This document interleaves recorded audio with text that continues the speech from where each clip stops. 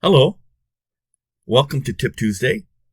I'm Walter Noason, the Life Sciences Product Manager for IndySoft.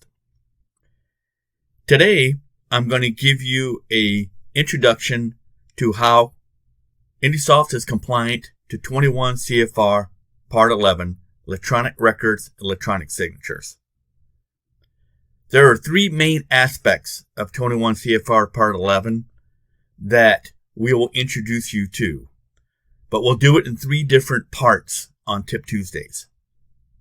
The three parts of 21 CFR Part 11 that we will cover in the next three Tip Tuesdays regarding 21 CFR Part 11 is part number 1, which we'll cover today, the electronic signature component expectation.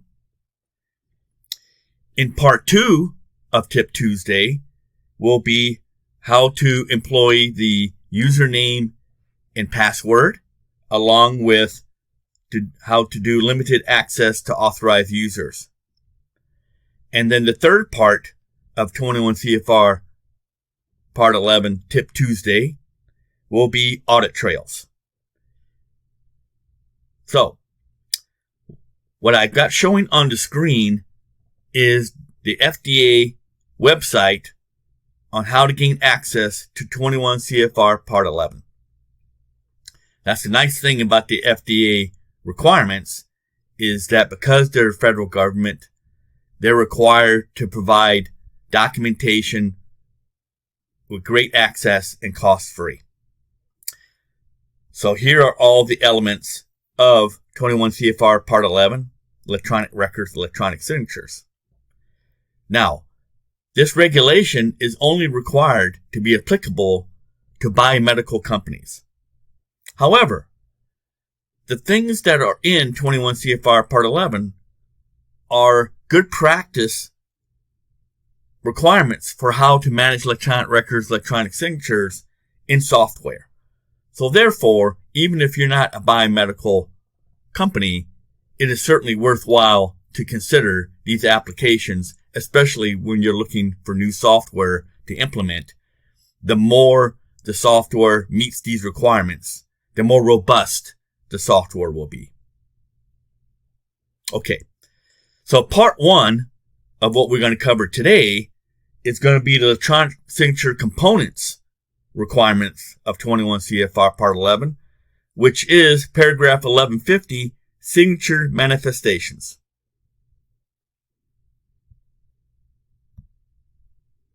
I took a snapshot of that document and put it in PowerPoint to highlight the things that we'll be talking to. So, the actual requirement says that signed electronic records shall contain information associated with the signing that clearly indicates all of the following elements, which there are 4. To have the printed name of the signer, to have the date of when the signing happened,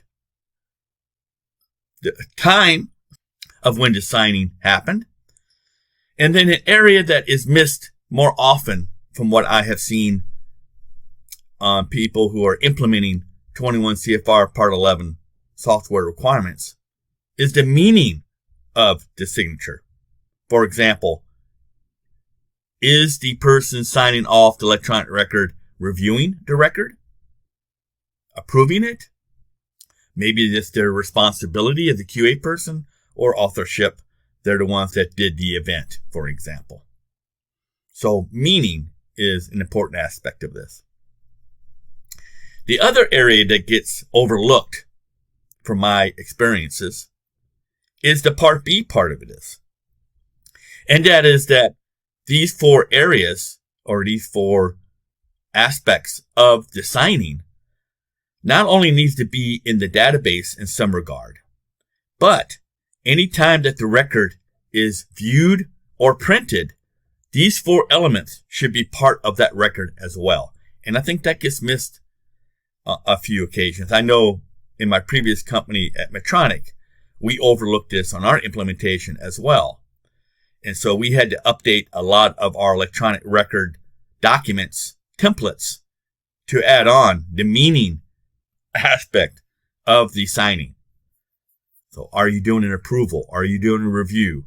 Are you the technician? Are you the supervisor? Those sort of aspects are the meaning associated with the signature. I hope that makes sense. So I wanted to show you the requirement aspects of this topic before we go into the database to show you how IndySoft manages to be compliant to this part 1 aspect that we're covering today. So there's 2 parts of this within the IndySoft software related to the meaning or the components of the electronic signature. And that is that the way IndySoft resolves that within events is adding a sign-off rule tab for the events. So let's go to the configuration, workflow configuration screen and show you how you, because this is not a default setting within IndySoft as far as events go. So I'm in workflow configuration, and we're going to now go in and find the calibration event, which is typically where we see the sign off. So I'm going to open up the calibration event as one example.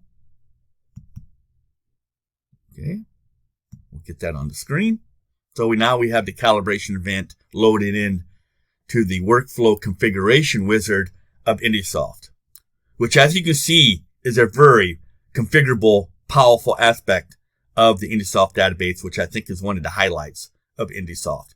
You can see right now there's 22 steps, screens, to where you can do configurations on events. Pretty powerful.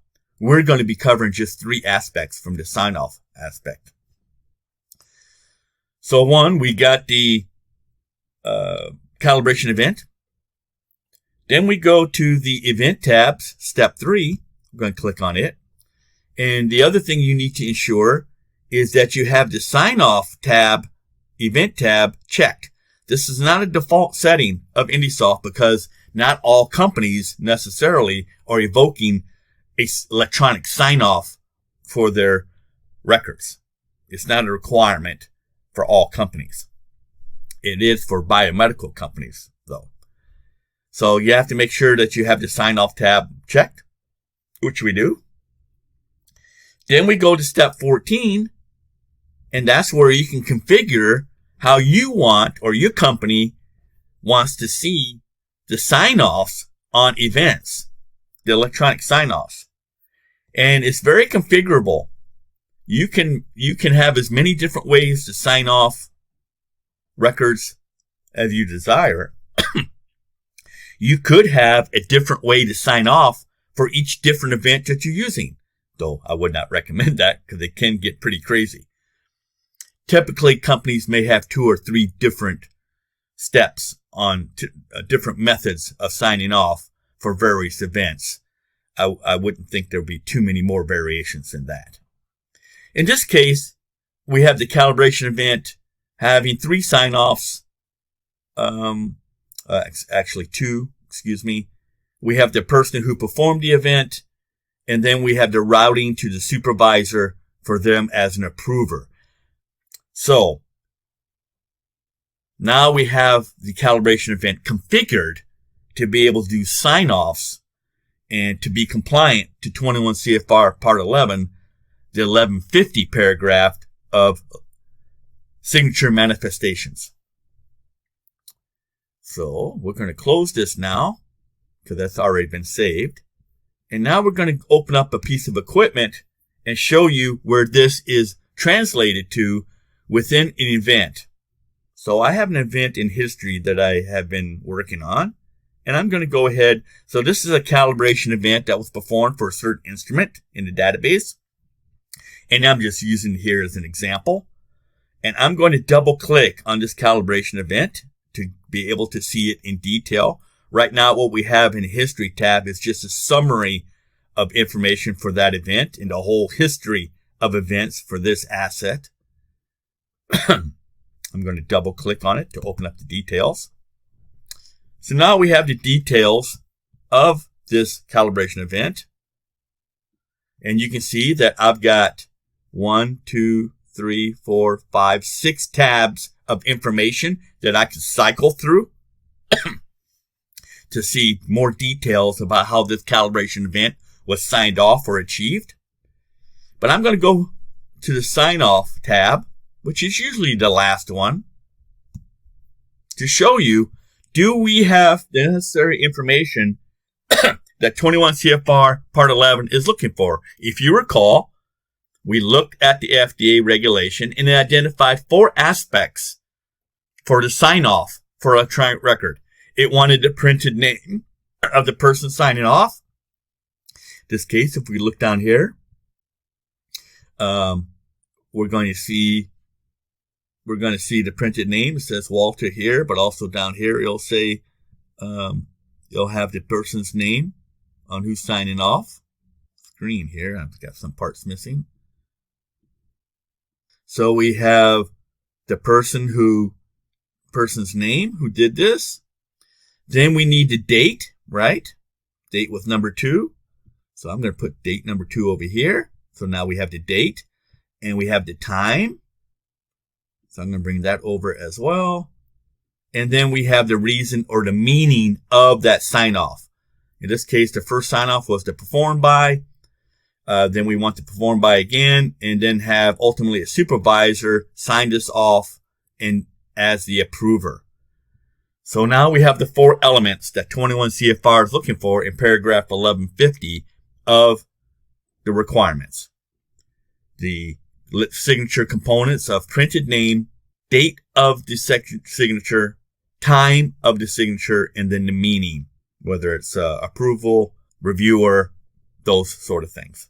So, part 1 of 21 CFR Part 11 Tip Tuesday, we've covered now, and that is the signature manifestations, the 4 components of the electronic signature sign-off for the electronic record within the database.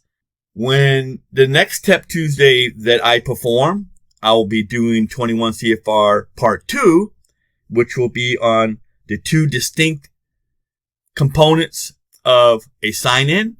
So the username and password. So we'll show you how that is set up within the database. And then along with that on part 2 is how do we limit access to just authorized users? So we have the login, but how do we restrict access based on responsibilities? And that will be the other area that I'll show you, which is another powerful aspect of IndySoft, which is the profile manager for security settings, which is pretty cool. And then part 3 of 21 CFR Part 11 Tip Tuesdays will be audit trails, which is one of the other main requirements of 21 CFR Part 11. So if we go back to the FDA website that you can Google search and find this document yourself, our Tip Tuesday today covered paragraph 1150. And Tip Tuesday for Part 2 will cover 1110, the controls for closed systems, and 11200, the electronic signature components and controls. And then Part 3 on audit trails will be 1110 subset paragraph E. So I hope this gives you a little bit more insight to what is often misunderstood part of biomedical regulations, which is the electronic records, electronic signature regulation 21 CFR Part 11. So we'll see you next time. Thank you.